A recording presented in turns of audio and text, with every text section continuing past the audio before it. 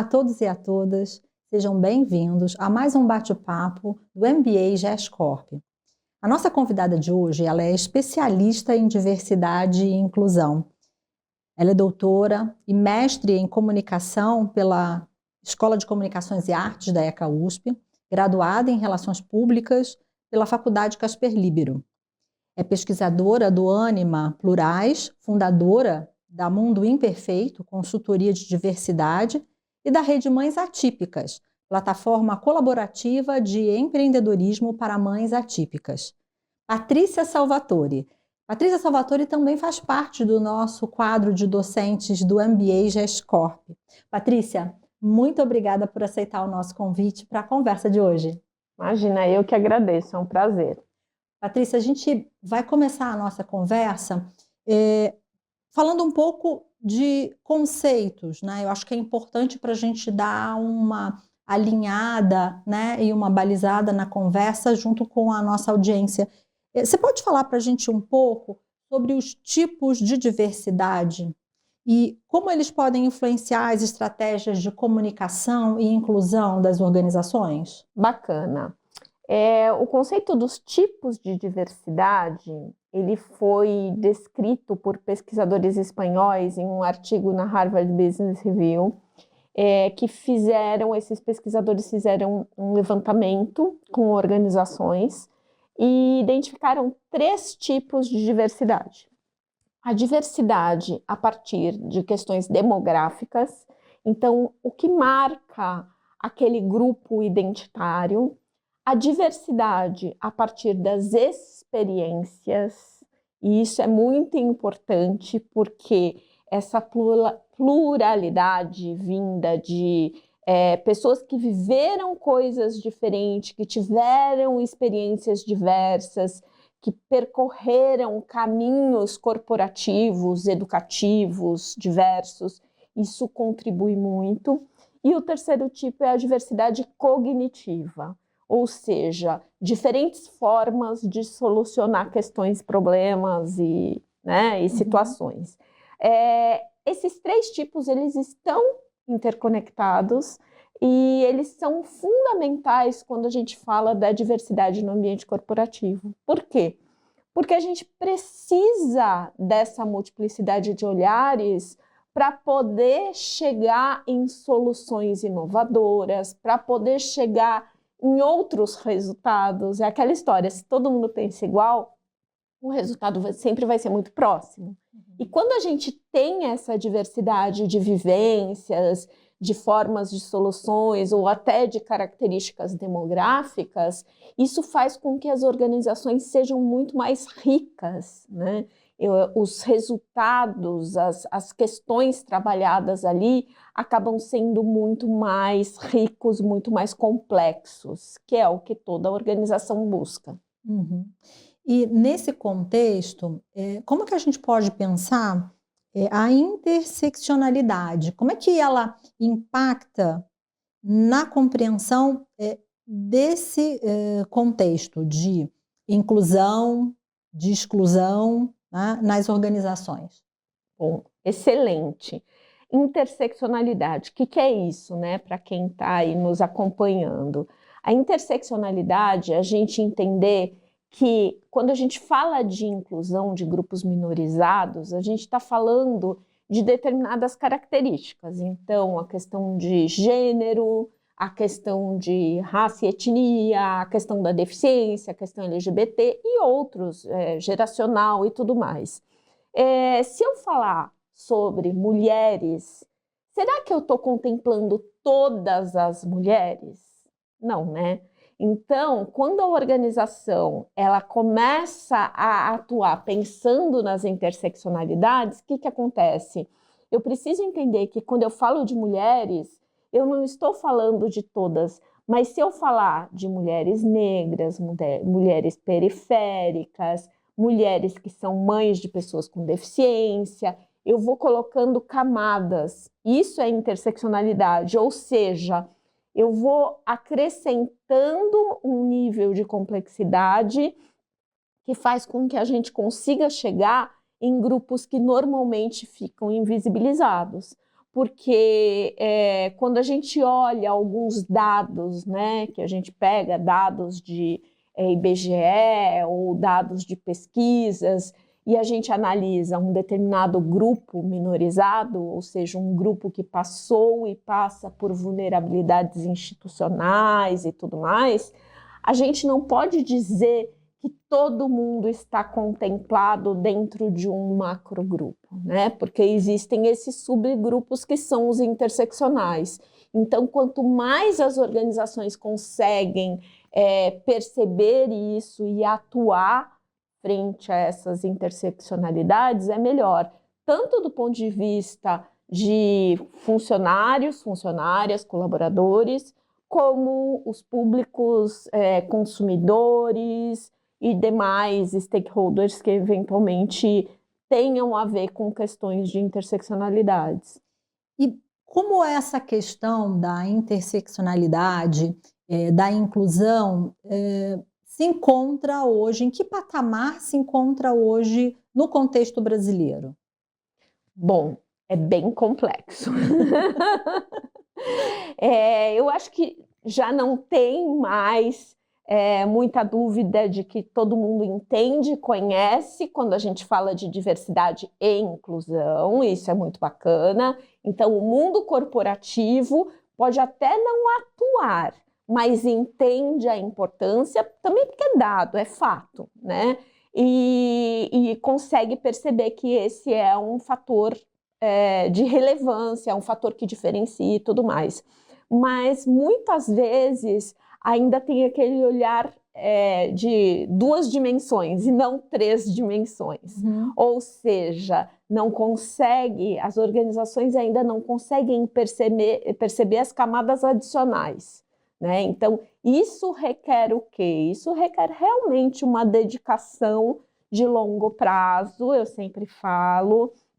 Trabalhar a temática de diversidade e inclusão não é uma corrida de 100 metros, é uma maratona, então é algo que precisa ser trabalhado em longo prazo e com um olhar muito atento por diversas questões, porque a gente mexe com cultura organizacional, porque a gente sabe que existem resistências, né, que precisam ser trabalhadas, porque muitas vezes tem vieses que são inconscientes, as pessoas têm uma dificuldade muito grande de admitir os próprios preconceitos, os próprios vieses, né? Então, quando a gente fala de interseccionalidade, é algo que ainda estamos testando as águas, né? Pessoas com deficiência, mas e as pessoas com deficiência que fazem parte da comunidade LGBT? Ninguém pensa, até porque não se pensa em pessoa com deficiência e sexualidade na mesma frase, né? Mulheres, quando a gente vai analisar as questões corporativas relacionadas a mulheres negras, mulheres periféricas, então assim, ainda temos um longo caminho pela frente. Tá. Quando você fala dessa terceira dimensão que não é fácil de se captar, né? Eu fico pensando, então, que isso vai além dos aspectos formais, não é? De diversidade, de inclusão.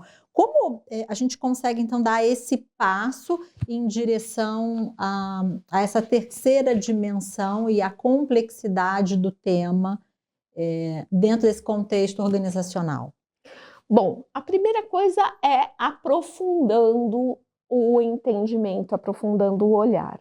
É muito bacana que seja um assunto que está em voga, tanto que gerou e gera vários questionamentos, né, vindos do ponto de vista político dos Estados Unidos e tudo mais, as pessoas falando, será que a diversidade vai acabar, assim como será que a ESG vai acabar? E a gente sabe que não vai.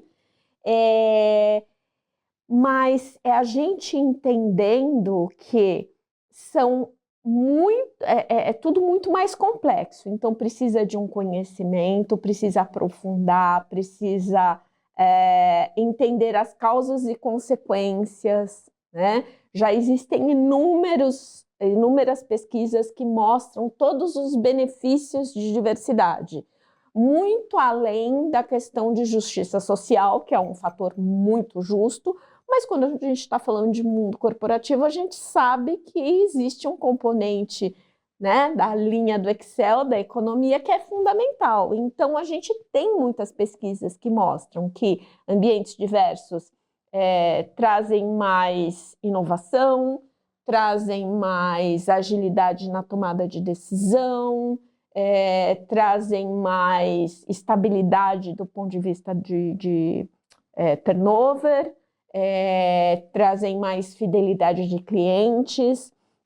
Então, aprofundar isso, como? Conhecendo muito bem as questões teóricas e as questões práticas dentro daquele ambiente organizacional, né? Aprofundando o conhecimento de cultura organizacional ali, para entender como é que se faz um processo de mudança, porque é um processo de mudança cultural. Então, precisa trabalhar com essa questão de quebra de objeções, precisa trabalhar com várias coisas simultaneamente. Eu costumo dizer que são 3 caminhos para a gente trabalhar a diversidade no âmbito corporativo. Primeiro, quebrar vieses, né? Quebrar as resistências, quebrar as objeções. E o grande problema é que muitas vezes esses vieses, eles não são conscientes. Ou, mesmo quando são, eles mexem com questões muito profundas, muito internas, né? Segundo ponto, construir acesso, construir acessibilidade. E construir acessibilidade é muito mais do que rampa e elevador, tá, gente? Acessibilidade, tem acessibilidade arquitetônica, sim, mas tem muitas camadas de acessibilidade. A acessibilidade atitudinal, ou seja, como nós agimos, acessibilidade metodológica, programática, ou seja, as políticas daquela organização, elas facilitam ou elas dificultam o acesso de pessoas, né? Se a empresa determina que todo mundo tem que ter uma pós-graduação X, 5 idiomas estrangeiros, vivência no exterior, como é que faz para ser acessível? Se as pessoas que são de grupos minorizados não têm acesso a isso, né? Então, a empresa precisa ajudar. Ou ela, em algum momento, vai ter que reduzir essa expectativa e fornecer esse acesso para que as pessoas cheguem nesse patamar, ou então essa conta nunca vai fechar, né? E o terceiro ponto, eu falei de eliminar vieses, construir acessos e construir cultura. Porque, volto a dizer, é longo prazo, né? Então, essas 3 coisas juntas, elas fazem com que uma organização consiga perpetuar isso, esse trabalho, dar continuidade, fazer isso ser construído de uma forma contínua, sustentável. Bacana. E quando você fala de processo de mudança, eu imagino a comunicação como um vetor que fomenta esse processo ou que sustenta esse processo.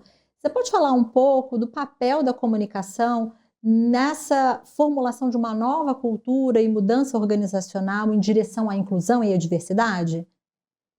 Bom, é primordial. Eu diria que o nosso papel, o papel da comunicação assim, é de suma importância para esse processo.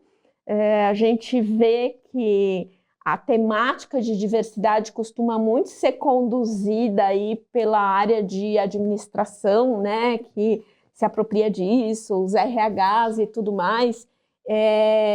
Mas cada vez mais eu vejo a comunicação interessada e deveria estar muito mais. Por quê? Por 2 motivos. Primeiro, nós temos algumas habilidades, algumas capacidades que são essenciais para esse processo. Então, Quando a gente está falando de construção de cultura, a gente tem um papel super relevante. Esse papel de fomentar a temática, de construir isso junto com as lideranças. Diversidade não se constrói de baixo para cima, é sempre de cima para baixo. Então, o primeiro trabalho é o convencimento das lideranças e, a partir disso, vai cascateando. Então, nós temos esse know-how, é nossa atribuição. Tomar muito cuidado para não cair no diversity washing, né? Que é o outro lado da moeda, é dizer, olha que bacana, nós fazemos, e a coisa não é bem assim, né? Claro que é importante comunicar, é importante mostrar os feitos, e as empresas nunca vão estar 100% cobertas de não ter nenhum tipo de risco, nenhum tipo de crise, mas precisa ter esse cuidado para não querer pintar um cenário que está longe da realidade, né? A própria questão de gestão de crises, muitas das crises por falta de diversidade, hoje vêm de questões relacionadas a isso. Então, quer dizer, nós como gestoras e gestores de reputação e de crise, nós temos as ferramentas para lidar com isso.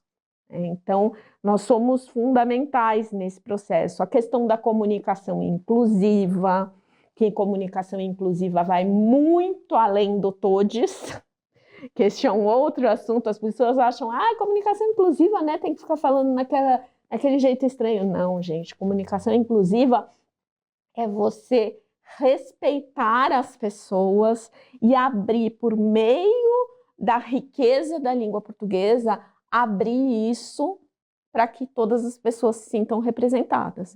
Quando a gente não tem as pessoas representadas, elas continuam invisíveis. E esse é o grande ponto, né?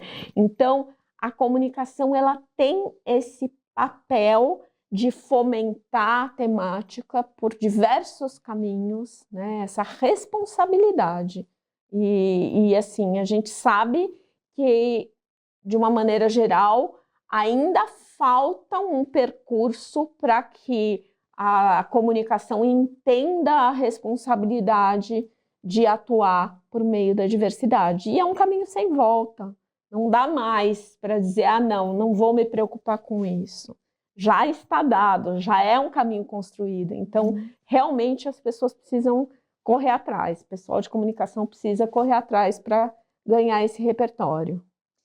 Quando você falou, Patrícia, que a comunicação ela está envolvida nesse processo, mas ele é conduzido de cima, né, para baixo, né, top to down. Eu fiquei pensando que esse pode ser um desafio na medida em que não é toda organização que dá abertura para a comunicação enquanto área atuar estrategicamente, né? Você pode falar um pouco disso e de outros desafios que a área eventualmente vai encontrar nesse percurso de trabalho com diversidade e inclusão? Bom, a organização que ainda não consegue colocar a comunicação no seu local de relevância e estratégia não vai conseguir colocar a diversidade neste mesmo patamar, né? Então, a gente sabe que geralmente é quando o diversity washing aparece, que é aquela coisa de efemérides, nada contra efemérides, mas a organização que atua só com efemérides, né, que adere a modismos e eventualmente teve alguma repercussão negativa, opa, vamos voltar atrás. Mas espera aí, você conhece bem os seus públicos, você conhece os valores dos seus públicos? Para você assumir uma temática de diversidade nos seus valores, você tem que ter muita garantia de que aquilo faz sentido para você enquanto organização e para os seus públicos. E bancar. Porque sim, vai ter gente que eventualmente não vai gostar, mas ok, é bancar, né? Então, eu acho que O grande ponto é que a comunicação precisa ter relevância para conseguir tocar esse processo com a relevância que a temática de diversidade merece. Porque senão vai ser aquela coisa que a gente fala que tem áreas que ficam atendendo a pedidos e a diversidade também vai atender pedidos, né? Não pode ser por esse caminho. E nesse cenário que você descreve, me parece que o profissional de comunicação, portanto, vai ter que ter uma postura diferente, né? Se realocar dentro dessa estrutura e se pensar muito mais como um consultor, não é? Com um olhar estratégico, com leitura de cenário, do que propriamente um executor que vai entregar ali pedidos, né? Como você estava falando há pouco. E esse acho que o maior desafio, né, da comunicação, seja relacionado a essa questão da diversidade, da inclusão, ou em outras questões que a gente já abordou aqui, inclusive. Dando sequência aqui à nossa conversa, queria saber se você tem algum caso, né, que possa trazer para a gente, bem sucedido, que possa trazer para a gente alguma lição de como conduzir, né, esse processo de mudança, de promoção da diversidade. Olha, a gente tem aqui no Brasil vários casos bacanas, legais. Por exemplo, geralmente eles são ligados a temáticas, tá? Então, quando a gente fala de inclusão de pessoas com deficiência, a gente tem 2 casos que eu acho que são muito, muito legais, que são muito emblemáticos, que são o McDonald's e a Raia Drogasil. São organizações que trabalham com pessoas com deficiência intelectual, já não é de hoje, já é um trabalho que vem sendo construído aí há alguns anos, e o grande diferencial é porque as pessoas com deficiência intelectual costumam ser as mais invisibilizadas dentro do grande guarda-chuva de pessoas com deficiência, que já é uma temática invisibilizada em relação às outras, né? As pessoas com deficiência, elas não têm aquele hate, né, que mulheres, pessoas negras, pessoas LGBT costumam receber. Ninguém fala, eu odeio uma pessoa com deficiência, mas elas são muito invisibilizadas. E dentro disso, as pessoas com deficiência intelectual mais ainda. E o McDonald's e a Raia Drogasil já fazem um trabalho a longo prazo de contratação de pessoas, né? E é muito bacana. Então, o McDonald's tem até um evento que eles fazem anual, que é muito legal, que estimula o debate. Acontece sempre no final do ano, próximo ao Dia Internacional da Pessoa com Deficiência, começa em dezembro. Então, assim, é um trabalho consistente, mas você vê, é nichado. A Magazine Luiza tem um trabalho muito bacana para desenvolvimento de pessoas negras em cargos de liderança. Então, eles fizeram aquele primeiro programa de trainee afirmativo, e assim, não foi só pelo pioneirismo, mas o que veio depois, para ajudar as pessoas a se desenvolverem, a crescerem dentro da organização. Esse é um ponto, não adianta você colocar a pessoa lá e não estimular que ela se desenvolva. Ou mesmo trazer pessoas que estão no mercado já preparadas, não é? E não dar oportunidade para aquele funcionário que está ali. Exato. Então, assim, o Magazine Luiza vem fazendo um trabalho muito bom nesse sentido e é mais focado em mulheres negras, que é bem bacana, porque todos os índices que a gente vê, quando você compara homens e mulheres, tem uma diferença grande. Quando você compara mulheres negras com homens brancos, essa diferença quadruplica.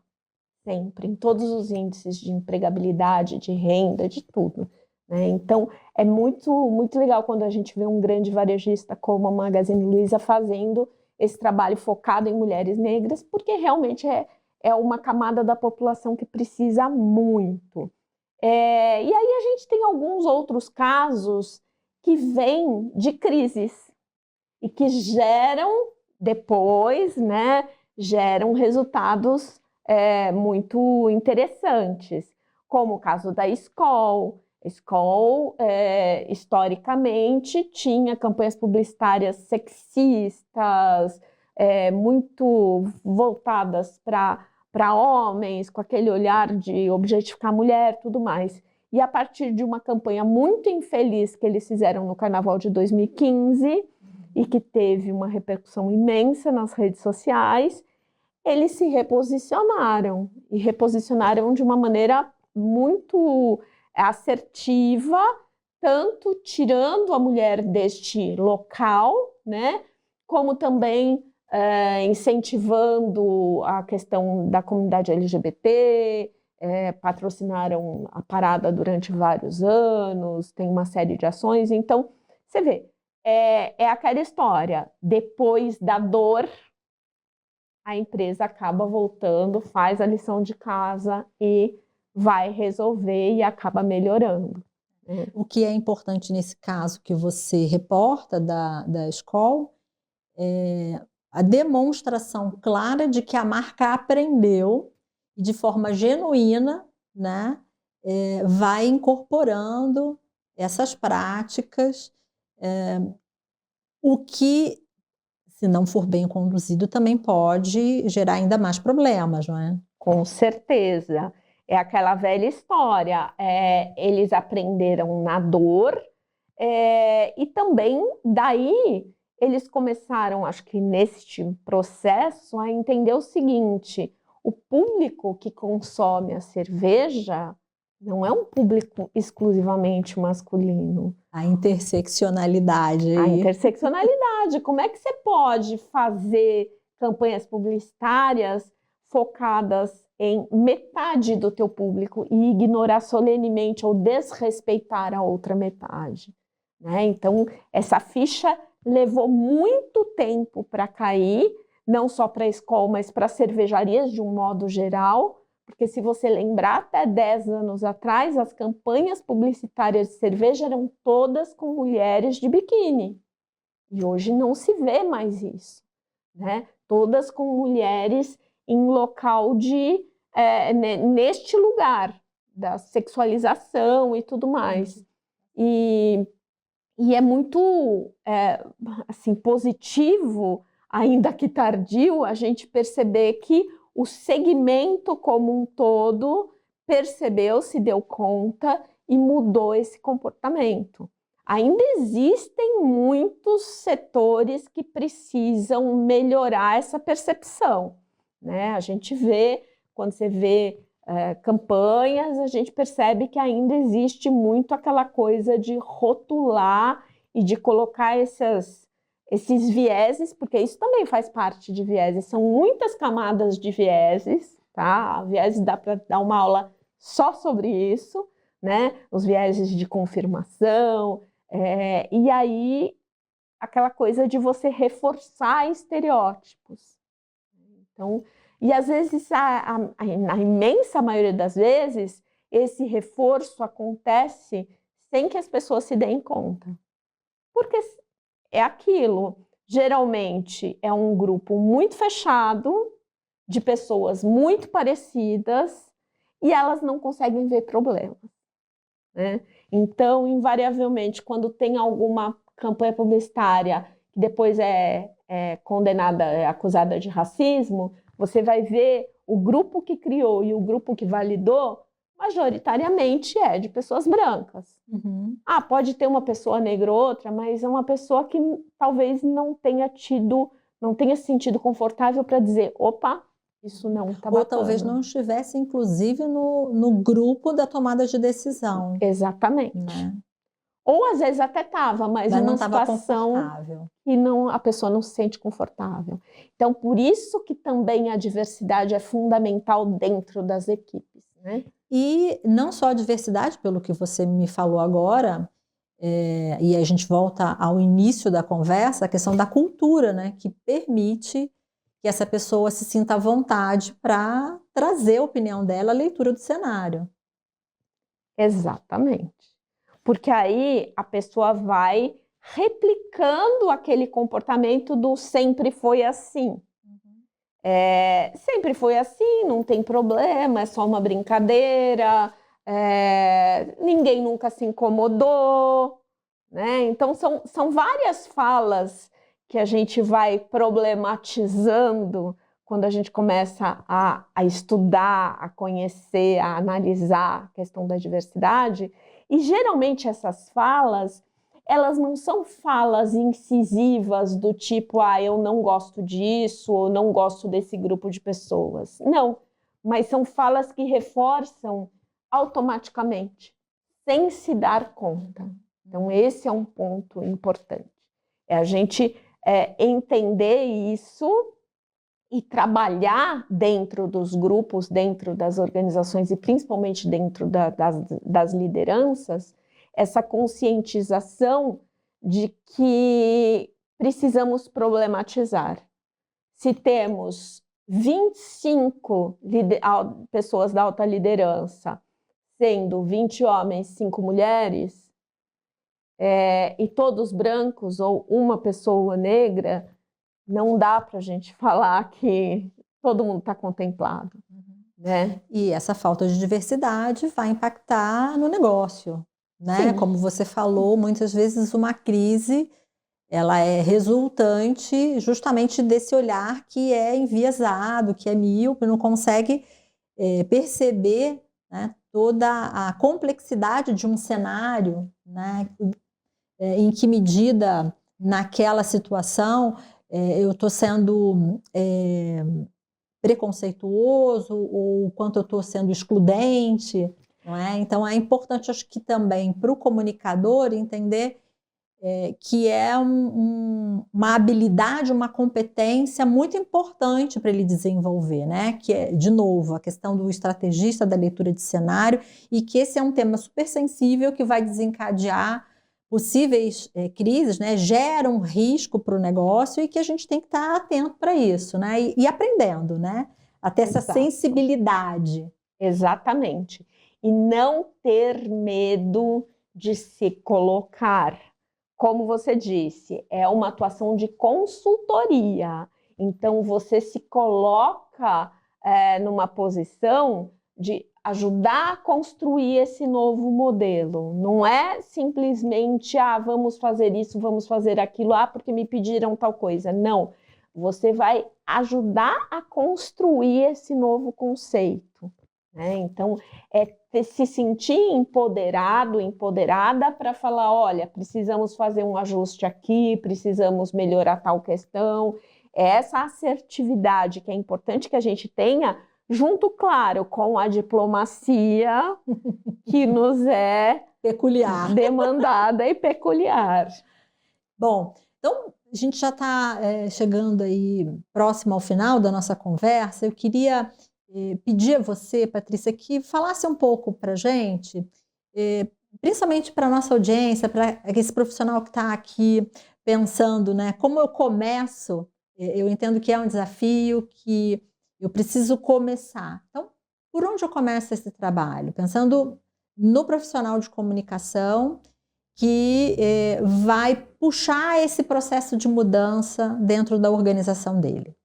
Bom, não daria para começar de outra maneira que não seja analisando dados, né? A gente não começa sem um entendimento de que cenário é esse, onde estamos e onde queremos chegar.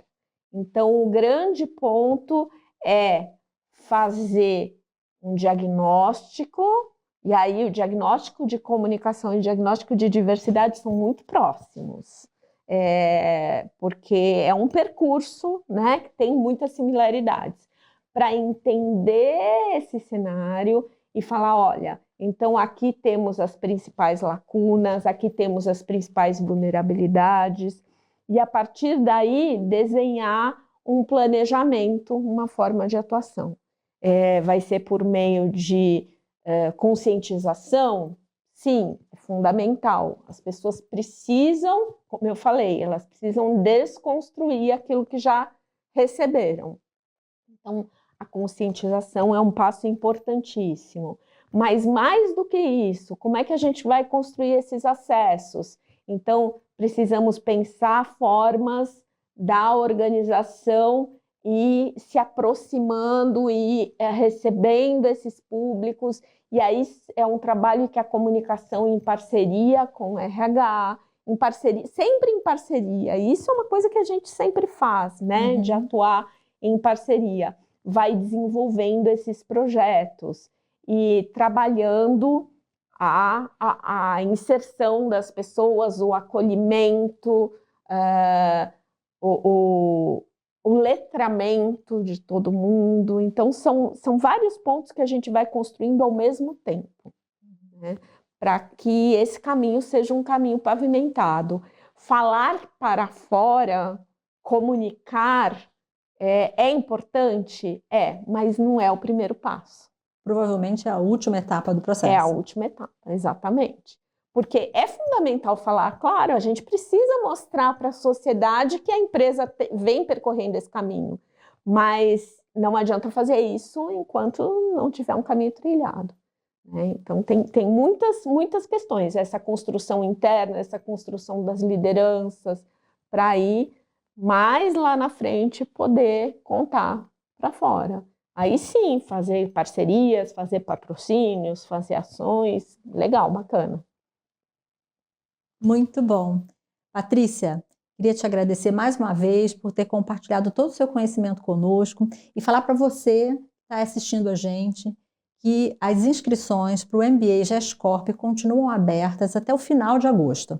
Você vai ter contato com profissionais como a Patrícia, que dá essa disciplina de diversidade e inclusão no curso, e outros que são especialistas na área, além de docentes da Universidade de São Paulo, que compõem também o nosso quadro de professores. Espero você lá.